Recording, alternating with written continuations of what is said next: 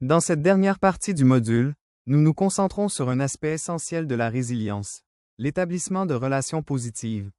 Entretenir des relations saines avec les pairs, la famille et les réseaux de soutien, c'est comme ajouter des super-pouvoirs à notre boîte d'outils. Alors, installez-vous confortablement, consultez vos notes des séances précédentes et commençons. Avant d'entrer dans les détails, reconnaissons que la qualité de nos relations joue un rôle important dans notre bien-être.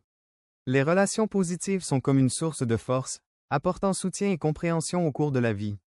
Construire des relations positives implique à la fois de les établir et de les entretenir.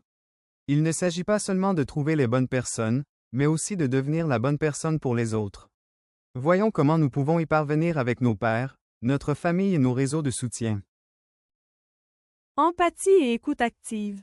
La présence et l'écoute sincère des autres favorisent la compréhension et renforcent les liens. Comment pouvons-nous pratiquer l'empathie dans nos relations?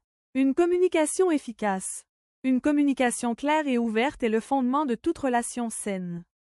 Comment pouvons-nous nous exprimer de manière authentique tout en respectant le point de vue des autres? Soutenir la croissance des autres. Encourager le développement personnel et émotionnel des personnes qui nous entourent pour créer un environnement positif. Comment pouvons-nous soutenir les objectifs et les rêves de nos pairs et des membres de notre famille? Concentrons-nous sur 3 aspects essentiels des relations positives: les limites, le consentement et le respect. Les limites. Les limites nous aident à définir ce qui est confortable pour nous. Comment pouvons-nous communiquer efficacement nos limites et comment pouvons-nous respecter celles des autres? Le consentement. Dans toute relation, le consentement est essentiel. Il s'agit d'un accord mutuel pour s'assurer que toutes les personnes impliquées sont à l'aise avec la dynamique. Comment établir et gérer le consentement dans nos relations? Le respect. Le respect est le fondement des relations positives. Ceci implique la valorisation des opinions, des sentiments et de l'autonomie des autres. Comment pouvons-nous cultiver une culture du respect dans nos interactions?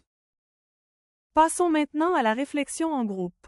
Partagez vos réflexions sur ce que les relations positives signifient pour vous et sur la manière dont vous gérez les limites, le consentement et le respect dans vos relations, dans un journal ou avec vos proches.